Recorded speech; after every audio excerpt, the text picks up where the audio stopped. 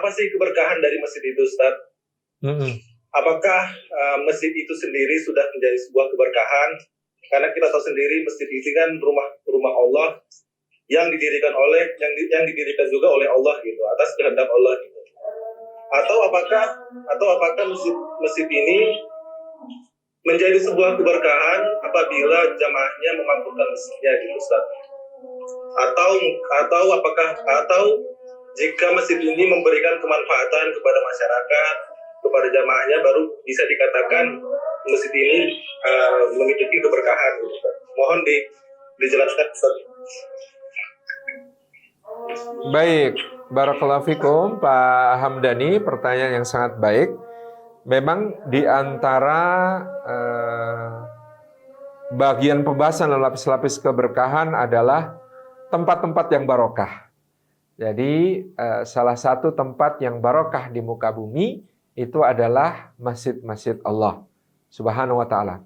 Semua masjid secara umum adalah tempat yang berkah di muka bumi. Nah, tentu ada beberapa masjid yang memiliki keberkahan-keberkahan secara khusus yang lebih daripada yang lain. Misalnya Masjid Quba. Ada dalil khusus tentang Masjid Quba, di mana kemudian barang siapa yang sedang mukim di kota Madinah, kemudian dia berwudu di rumahnya, kemudian menuju Masjid Quba, dan kemudian sholat 2 rakaat di Masjid Quba, maka senilai dengan beribadah umrah. Nah, ini kan berkah khusus. Lebih-lebih lagi, yang berkahnya khusus adalah Masjidil Haram, Masjidil Nabawi, dan Masjidil Aqsa. Itu ada dalil-dalil yang sangat banyak tentang keutamaan-keutamaannya, dari sejak keutamaan ibadah di dalamnya. Seperti misalnya di Masjidil Haram, 1 kali sholatnya senilai 100 ribu kali sholat di masjid-masjid yang lain misalnya. Itu adalah keberkahan khusus. Nah, tapi secara umum semua masjid Allah adalah tempat yang berkah. Nabi SAW di satu kali juga bersabda, sebaik-baik tempat di bumi Allah adalah masjid-masjidnya, dan seburuk-buruknya adalah pasar-pasarnya.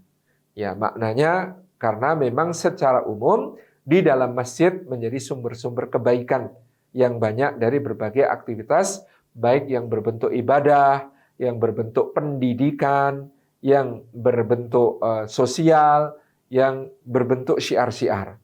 Adapun di pasar, ya tentu meskipun tidak semua pedagang ataupun pembeli tertuduh melakukan yang buruk, tapi secara umum orang mengetahui di pasar karena yang dicari adalah keuntungan, maka sangat rawan di dalamnya ada hal-hal yang buruk seperti penipuan, sumpah palsu, kemudian gharar atau ketidakjelasan, kemudian akad-akad ribawi yang kemudian mengandung unsur riba, ya, dan lain sebagainya. Belum lagi tentang barang yang diperjualbelikan dan akad-akad transaksinya, belum lagi bagaimana orang mengejar keuntungan dengan berbagai cara dan metode. Itu secara umum. Maka dikatakan sebaik-baik tempat di bumi Allah adalah masjidnya.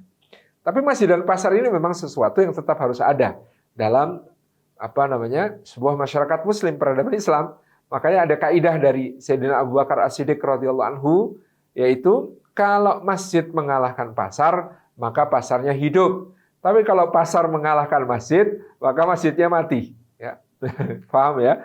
Jadi kalau pasar mengalahkan masjid, masjidnya mati. Ya.